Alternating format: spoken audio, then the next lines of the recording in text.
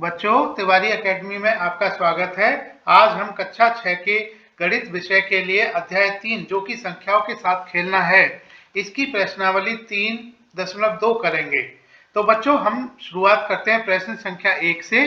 प्रश्न 1 में दिया गया है, बताइए कि किन्हीं दो संख्याओं का योग सम होता है या विषम होता है यदि वे दोनों भाग ए विषम संख्याएं हों, भाग 2 सम संख्याएं हों।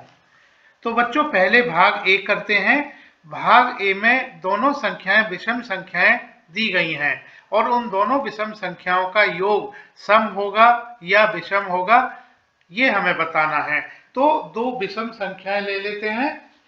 उदाहरण के लिए दो विषम संख्याएं 1 और 3 ले लेते हैं। और बच्चों, 1 और 3 का योग 4 होता है। कुछ और उदाहरण ले लेते हैं, जैसे कि 13 और 15। और बच्चों, 13 और 15 को अगर जोड़ें तो ये 28 आता है। 11 और 13 ले लेते हैं बच्चों। 11 और 13 को हम जोड़ेंगे तो हमें उत्तर 24 मिलता है। तो यहाँ पर हम ये निष्कर्ष निकाल सकते हैं कि अगर दो विषम संख्याएं लें और उनको जोड़ें, यानी उनका योग करें, तो हमें उत्तर के रूप में सम संख्या मिलती है। क्योंकि 1 और 3 को जोड़ा तो 4 मिला, जो कि सम संख्या है। 13-15 को जोड़ा तो 28 मिला, ये भी सम संख्या है। 13 और 11 को हमने जोड़ा तो हमें 24 मिला। तो यदि दोनों विषम संख्याएं होंगी तो हमें दोनों संख्याओं का योग सम प्राप्त होगा। अब प्रश्न का हम भाग बी करेंगे। भाग बी में कहा गया है कि अगर दोनों संख्याएं सम संख्याएं हों तो उनका योग कैसा होगा।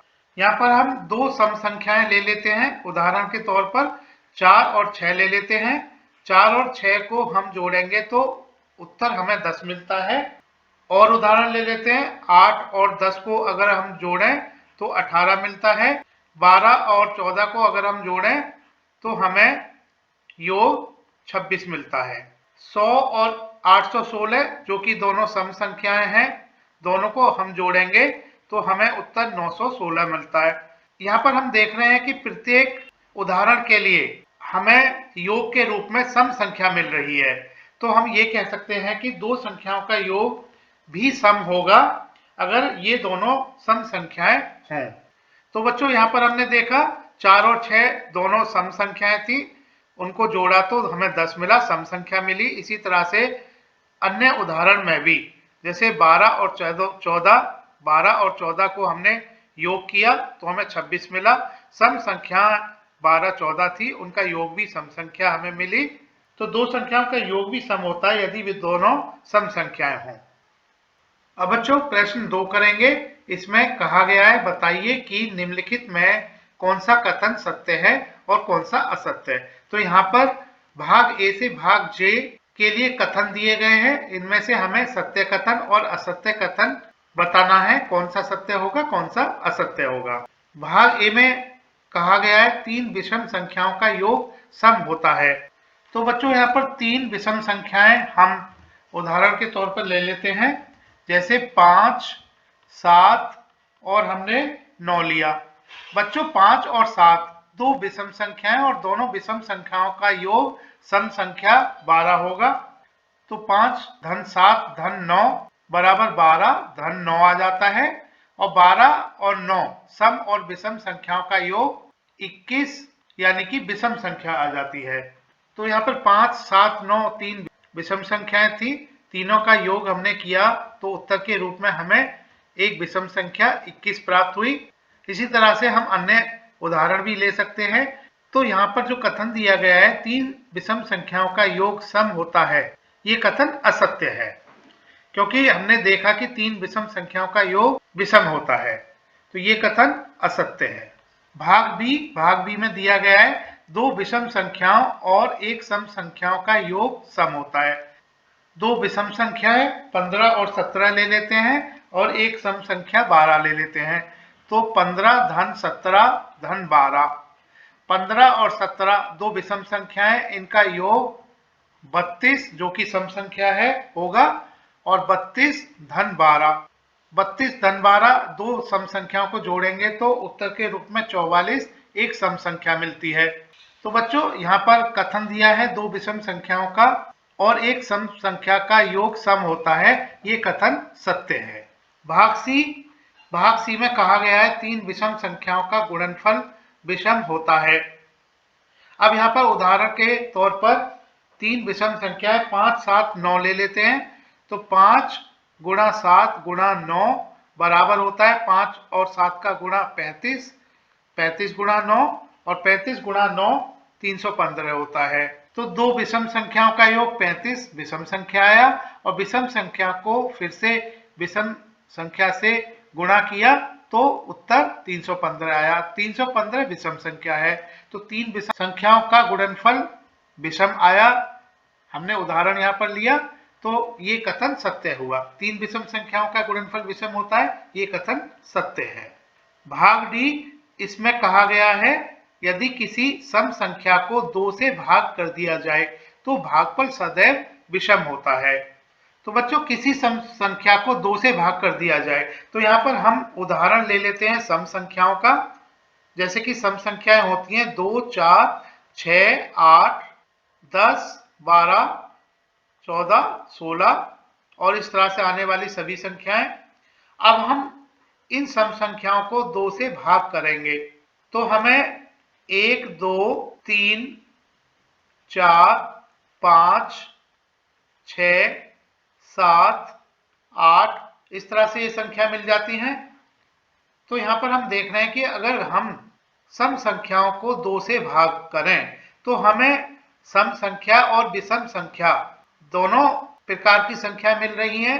तो इसमें भाग डी में जो कथन कहा गया है यदि किसी सम संख्या को 2 से भाग कर दिया जाए तो भागफल सदैव विषम होता है, तो ये सदैव विषम नहीं होता, तो ये कथन असत्य है।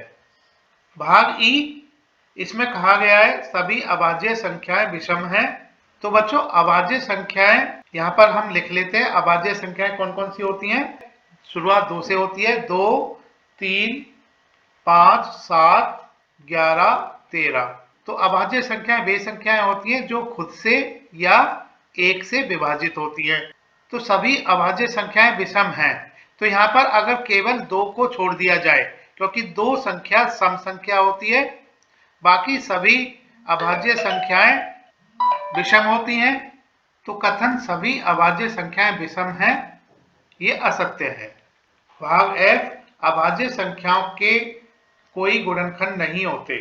तो बच्चों अभाज्य संख्याएं जैसे कि 2 एक अभाज्य संख्या है, तो 2 के गुणनखंड 2 और 1 होते हैं, क्योंकि 2 बराबर 2 गुणा 1। इसी तरह से 5 के गुणनखंड 5 और 1 होंगे, क्योंकि 5 बराबर 5 गुणा 1 हम लिख सकते हैं। तो अभाज्य संख्याओं के गुणनखंड खुद वह संख्या और दूसरा गुणनखंड 1 होता है। तो अभाज्य संख्याओं के कोई गुणनखंड नहीं होते, ये कथन असत्य हुआ। भाग जी, 2 अभाज्य संख्याओं का योग सदैव सम होता है। तो यहाँ पर बच्चों अभाज्य संख्याएं हमने लिखी हुई हैं भाग ई में 2, 3, 5, 7, 11 और 13 और इसी तरह से आने वाली संख्याएं जो कि स्वयं या 1 से विभाजित होती हैं। तो 2 अभाज्य संख्याएं यहाँ पर ले लेते हैं, एक अभाज्य संख्या 2 ले लेते हैं। 2 को किसी दूसरी अभाज्य संख्या जो कि अगर 2 को छोड़ दिया जाए विषम होगी, तो 2 को किसी विषम संख्या से हम जोड़ेंगे, यानी अगर 7 से जोड़ें तो उत्तर 9 मिलता है और 2 को अगर हम 13 से जोड़ें तो उत्तर 15 मिलता है। तो यहाँ पर हम देख रहे हैं कि हमें 2 अभाज्य संख्या को किसी दूसरी अभाज्य संख्या से जोड़ने से हमें योग के रूप में विषम संख्या मिल रही है। और दूसरे अगर यहाँ पर उदाहरण लें, क्योंकि 2 को अगर छोड़ दिया जाए तो दूसरी अभाज्य संख्याएं विषम होती हैं, तो 2 विषम संख्याओं को अगर हम जोड़ेंगे तो हमें उत्तर एक सम संख्या प्राप्त होगी। तो हमने यहाँ पर देखा कि एक अभाज्य संख्या 2 लेने से 2 अभाज्य संख्याओं का योग विषम हो जाता है और 2 को छोड़ दिया जाए, दोनों अभाज्य संख्याएं 2 के सिवाय अगर हम लेते हैं तो हमें योग के रूप में सम संख्या प्राप्त होती है। तो 2 अभाज्य संख्याओं का योग सदैव सम होता है, सदैव सम नहीं होता। 2 को अगर लिया जाए एक अभाज्य संख्या के रूप में तो योग विषम आ जाता है, तो ये कथन असत्य हुआ। भाग एच, केवल 2 ही एक सम अभाज्य संख्या है। तो यहाँ पर अभाज्य संख्याएं 2, 3, 5, 7, 11, 13 और ऐसे ही आने वाली संख्याएं जो कि खुद से या एक से विभाजित हों। तो यहाँ पर हम देख रहे हैं कि एक ही सम संख्या इसमें है जो कि 2 है, तो ये कथन सत्य हुआ। भाग आई, सभी सम संख्याएं भाज्य संख्याएं हैं। संख्या 2 भाज्य संख्या नहीं है, संख्या 2 एक अभाज्य संख्या है, तो ये कथन सभी सम संख्याएं भाज्य संख्याएं हैं, ये कथन असत्य हुआ। भाग जे, 2 सम संख्याओं का गुणनफल सदैव सम होता है। तो यहाँ पर 2 सम संख्याओं का उदाहरण ले लेते हैं, जैसे कि 6 और 12। 6 गुणा 12 का गुणनफल 72 होता है। एक और उदाहरण ले लेते हैं, 10 गुणा 12। 10 गुणा 12 बराबर 120। तो हमने देखा कि 2 सम संख्याओं का गुणनफल सम संख्या होती है, तो 2 सम संख्याओं का गुणनफल सदैव सम होता है, ये कथन सत्य है। अब हम प्रश्न 3 करेंगे। संख्या 13 और 31 अभाज्य संख्याएं हैं। इन दोनों संख्याओं में 2 अंक 1 और 3 हैं। 100 तक की संख्याओं में ऐसे अन्य सभी युग्म ज्ञात कीजिए। तो बच्चों यहाँ पर हमने 100 तक की संख्याओं में से ऐसे अन्य युग्म ज्ञात करना है। यहाँ पर जैसे उदाहरण दिया गया है 13 और 31। तो 13 संख्या के क्रम को अगर उल्टा कर दिया जाए तो हमें संख्या 31 प्राप्त होती है। सो 13 भी अभाज्य संख्या है और 31 भी अभाज्य संख्या है। तो ऐसे हमें और भी युग्म बताने हैं 100 तक की संख्याओं में से। तो बच्चों यहाँ पर हम 100 तक की संख्याओं के लिए अभाज्य संख्या पहले लिख लेते हैं। तो ये अभाज्य संख्याएं होंगी 2, 3, 5, 7, 11, 13, 17, 19, 23, 29, 31, 37, 41, 43, 47, 53, 59, 61, 67, 71, 73, 79, 83, 89 और 97। तो बच्चों यहाँ पर 2 अंकों की संख्याएं यहाँ पर हमने छांटनी है। तो 2 यहाँ पर नहीं लेंगे, 3 नहीं लेंगे, 5 नहीं लेंगे, 7 नहीं लेंगे। अब 2 अंकों की संख्या बची 11, 13, 17, 19, 23, 29, 31, 37, 41, 43, 47, 53, 59, 61, 67, 71, 73, 79, 83, 89, 97। तो यहाँ पर जैसे 13 और 31 यहाँ पर 2 अलग अलग अंक लिए गए हैं, तो 11 यहाँ पर हम नहीं लेंगे।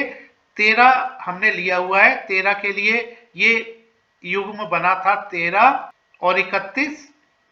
अब बच्चों दूसरी संख्या 17 है, तो 17 के लिए 17 और 71, तो इस युग्म को हम लेंगे क्योंकि 17 भी अभाज्य संख्या है और 17 के अंकों को अगर उल्टा कर दिया जाए 71 बनता है। 71 भी एक अभाज्य संख्या है, तो यहाँ पर एक युग्म 17 और 71 का हुआ। आगे बढ़ते हैं 19। 19 के लिए 19 और 91। बच्चों 91 एक भाज्य संख्या है क्योंकि 91 13 से पूरी पूरी विभाजित हो जाती है, तो 19 को हम नहीं लेंगे। 23 की बात करें, 23 के लिए दूसरा 32 आ जाता है और 32 एक भाज्य संख्या है, तो 23 नहीं लेंगे।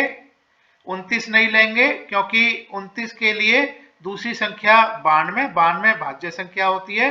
31 इस संख्या को हम लिखेंगे क्योंकि 31 के लिए दूसरी संख्या अंकों को उल्टा करने से 13 आ जाती है। 31 अभाज्य संख्या है और 13 भी अभाज्य संख्या है, तो एक और युग्म हमें मिला संख्या का 13 और 31।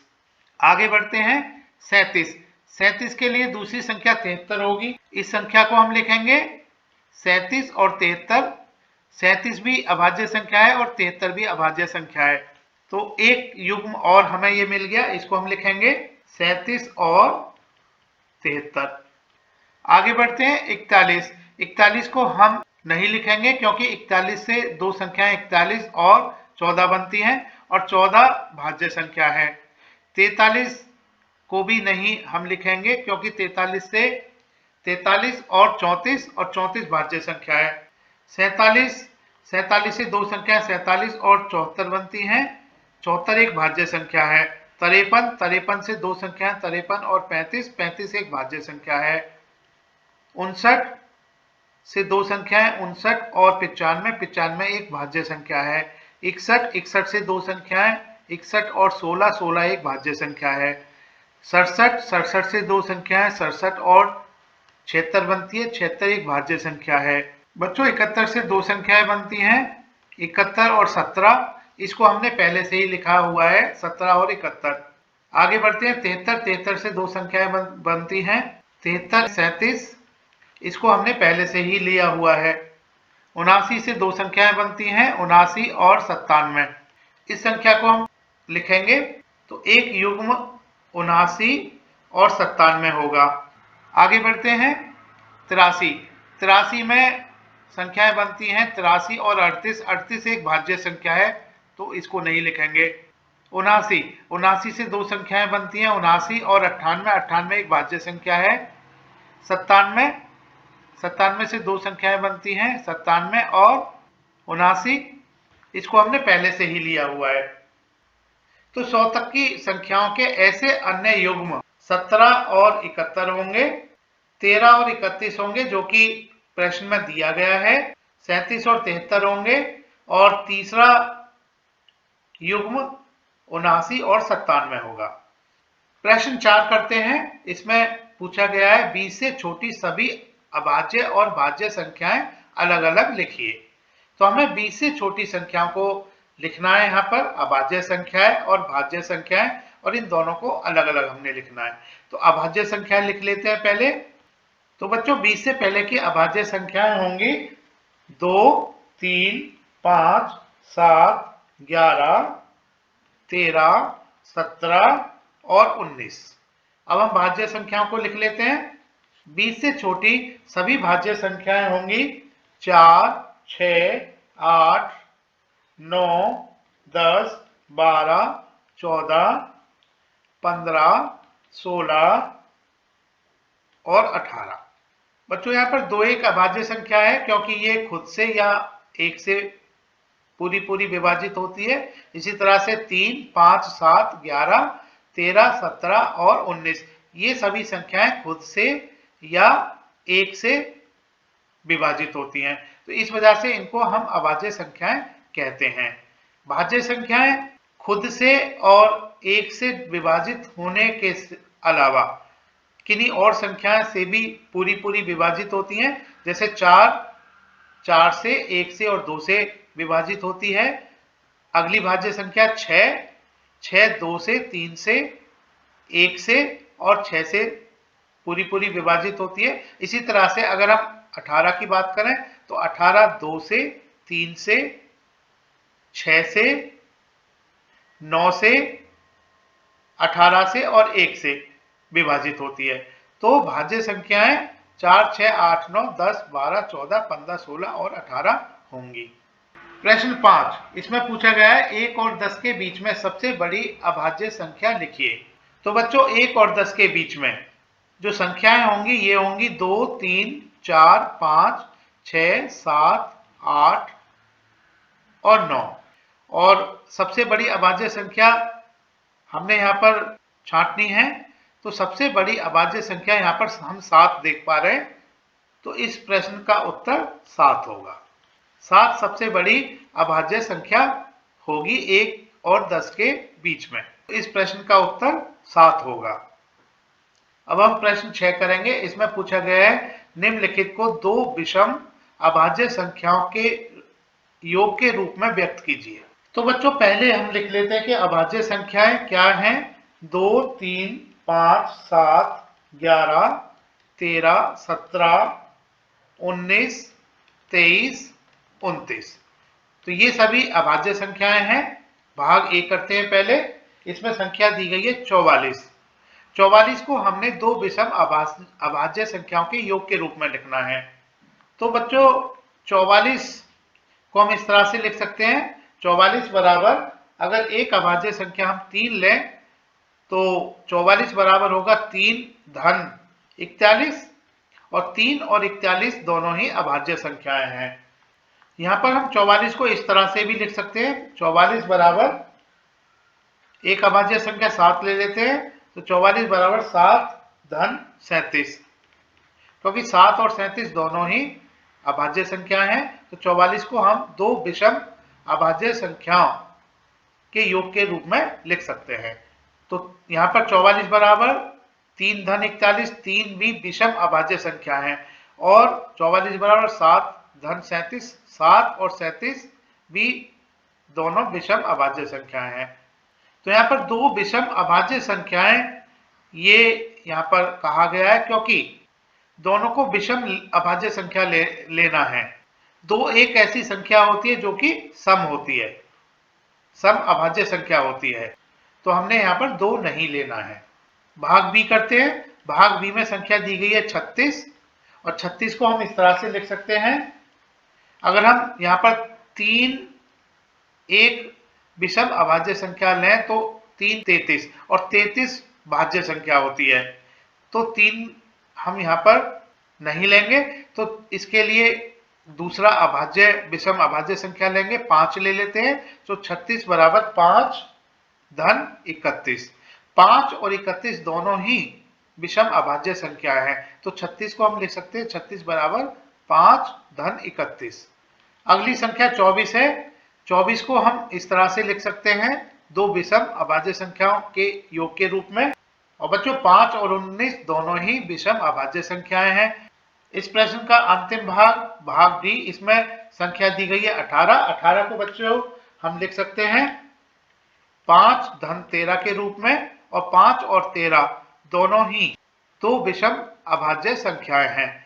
प्रश्न 7, अभाज्य संख्याओं के 3 ऐसे युग्म लिखिए जिनका अंतर 2 हो।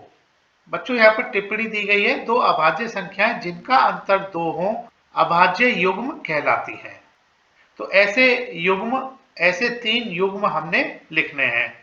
यहाँ पर हम अभाज्य संख्याएं लिख लेते हैं। अभाज्य संख्याएं होती हैं 2, 3, 5, 7, 11, 13, 17, 19, 23। बच्चों हमने यहाँ पर दो अभाज्य संख्याएं ऐसी यहाँ पर छांटनी है जिनका अंतर 2 हो। तो ऐसी अभाज्य संख्याएं 3 और 5 हो सकती हैं, क्योंकि 5 घटा 3 बराबर 2 होता है। और अगर यहाँ पर हम देखें 5 और 7 भी एक ऐसा युग्म मिल रहा है, और आगे बढ़े तो ऐसा युग्म 17 और 19 से भी मिल रहा है। एक और यहाँ पर हम युग्म बना सकते हैं 11 और 13 का। तो अभाज्य संख्याओं के ऐसे 3 युग्म हमने लिखने थे। तो पहला युग्म हम लिख सकते हैं 3 और 5 का, दूसरा युग्म हम लिख सकते हैं 5 और 7 का, तीसरा युग्म हम लिख सकते हैं 11 और 13 का। प्रश्न 8, निम्नलिखित में से कौन सी संख्याएं अभाज्य संख्याएं हैं। तो बच्चों यहाँ पर 4 भाग दिए गए हैं, 23, 51, 37 और 26। इन संख्याओं में से हमने अभाज्य संख्याएं छांटनी है। तो बच्चों 23 एक अभाज्य संख्या होगी, क्योंकि 23 के गुणनखंड 23 और 1 होते हैं। 23 संख्या 23 और 1 से विभाजित होती है, खुद से या 1 से, तो 23 अभाज्य संख्या होगी। 51 ये अभाज्य संख्या नहीं होगी, क्योंकि 51 खुद से, 1 से और 3 से, 17 से भी विभाजित हो जाती है। तो 51 अभाज्य संख्या नहीं होगी, 51 भाज्य संख्या होगी। 37 की बात करें, 37 खुद से या 1 से ही विभाजित होती है, क्योंकि 37 के गुणनखंड 37 और 1 होते हैं। तो 37 एक अभाज्य संख्या होगी। अगली संख्या 26 है। 26 अभाज्य संख्या नहीं होगी, ये भाज्य संख्या होगी, क्योंकि 26 2 से, 13 से, 26 से और 1 से, इन चारों संख्याओं से विभाजित हो जाती है। तो 26 एक भाज्य संख्या होगी। तो इस प्रश्न के उत्तर, इसमें दो अभाज्य संख्याएं दी गई हैं, 23 और 37। ये दोनों संख्याएं ही अभाज्य संख्याएं होंगी। प्रश्न 9, 100 से छोटी 7 क्रमागत भाज्य संख्याएं लिखिए जिनके बीच में कोई अभाज्य संख्याएं नहीं हो।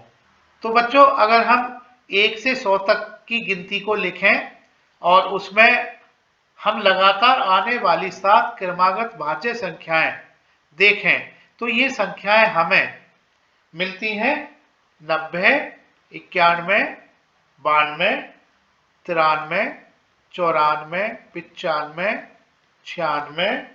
तो 90, 91, 92, 93, 94, 95, 96 ये कुल संख्याएं 7 हैं। तो ये 100 से छोटी 7 क्रमागत भाज्य संख्याएं होंगी जिनके बीच में कोई भी अभाज्य संख्या नहीं आ रही है। प्रश्न 10 इसमें पूछा गया है निम्नलिखित संख्याओं में से प्रत्येक को 3 अभाज्य संख्याओं के योग के रूप में व्यक्त कीजिए। तो यहाँ पर हमें 4 संख्याएं दी गई हैं, भाग ए में 21, भाग बी में 31, भाग सी में 53, भाग डी में 61। इनको हमने 3 अभाज्य संख्याओं के योग के रूप में व्यक्त करना है। तो बच्चों भाग ए से शुरुआत करते हैं। 21 को हम लिख सकते हैं 3 धन 18। अब 18 को हम लिख सकते हैं 7 धन 11। तो 21 को हम लिख सकते हैं 3 धन 7 धन 11। अब यहाँ पर 3, 7 और 11 तीनों अभाज्य संख्याएं हैं। तो 21 को हम 3 धन 7 धन 11 मतलब 3 अभाज्य संख्याओं के योग के रूप में लिख सकते हैं। भाग बी में संख्या दी गई है 31। बच्चों 31 को हम 3 धन 28 लिख सकते हैं और 28 को हम 11 धन 17 लिख सकते हैं। तो 31 को हम 3 धन 11 धन 17 लिख सकते हैं। 3, 11 और 17 तीनों ही अभाज्य संख्या हैं। तो 31 को 3 अभाज्य संख्याओं के योग के रूप में जो कि 3 धन 11 धन 17 है हम लिख सकते हैं। भाग सी करते हैं। भाग सी में संख्या दी गई है 53। 53 को बच्चों हम लिख सकते हैं 13 धन 40। 13, 17 और 23 तीनों अभाज्य संख्याएं हैं। तो 53 को हमने लिखा 13 धन 17 धन 23 3 अभाज्य संख्याओं के योग के रूप में। भाग डी करते हैं। इसमें संख्या दी गई है 61। बच्चों 61 को हम लिख सकते हैं 13 धन 48 के रूप में। 61 को हम लिख सकते हैं 13 धन 19 धन 29। तो यहाँ पर 13, 19 और 29 तीनों ही अभाज्य संख्याएं हैं। तो यहाँ पर 61 को हमने 13 धन 19 धन 29 3 अभाज्य संख्याओं के योग के रूप में व्यक्त किया। 61 बराबर 13 धन 19 धन 29। प्रश्न 11 20 से छोटी अभाज्य संख्याओं के ऐसे 5 युग्म लिखिए जिनका योग 5 से विभाज्य हो। यहाँ पर संकेत दिया है 3 धन 7 बराबर 10 और बच्चों 10 ये 5 से विभाजित हो जाता है। 10 भाग 5 बराबर 2। ऐसे ही हमने 20 से छोटी अभाज्य संख्याओं के 5 युग्म बनाने हैं जिनका योग 5 से विभाज्य हो। तो 20 से छोटी अभाज्य संख्याएं लिख लेते हैं। ये होंगी 2, 3, 5, 7, 11, 13 और 17। 11, 13, 17, 19। यहाँ पर हम 2 के साथ 3 का युग्म बना सकते हैं क्योंकि 2 धन 3 बराबर 5 होता है और 5 विभाजित हो जाता है 5 से। दूसरा युग्म हम 2 के साथ 13 का बना सकते हैं। 2 धन 13 होता है 15 और 15 विभाजित हो जाता है 5 से।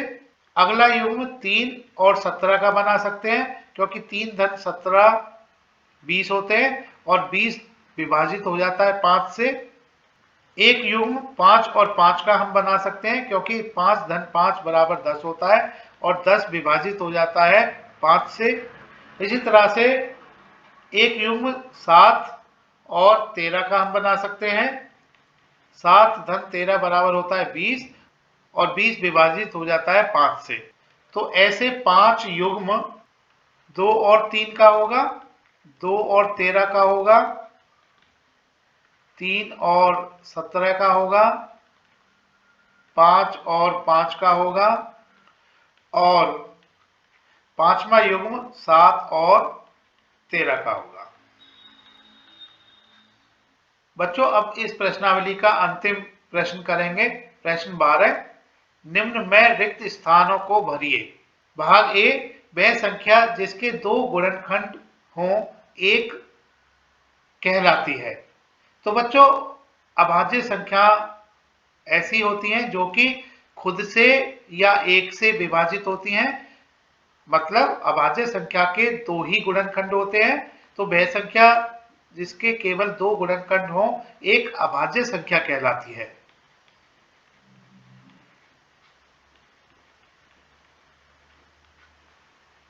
भाग बी, वह संख्या जिसके दो से अधिक गुणनखंड हो एक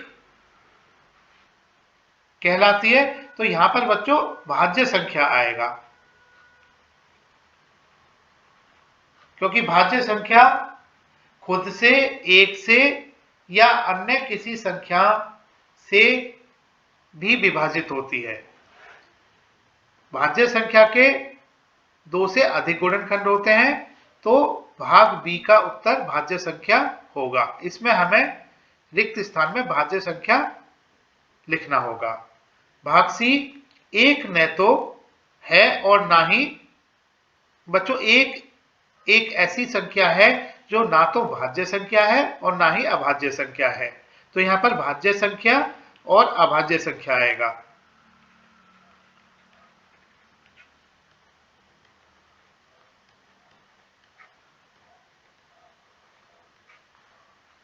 भाग डी, सबसे छोटी अभाज्य संख्या है। तो सबसे छोटी अभाज्य संख्या 2 होती है, तो यहां पर 2 आएगा। भाग ई, सबसे छोटी भाज्य संख्या।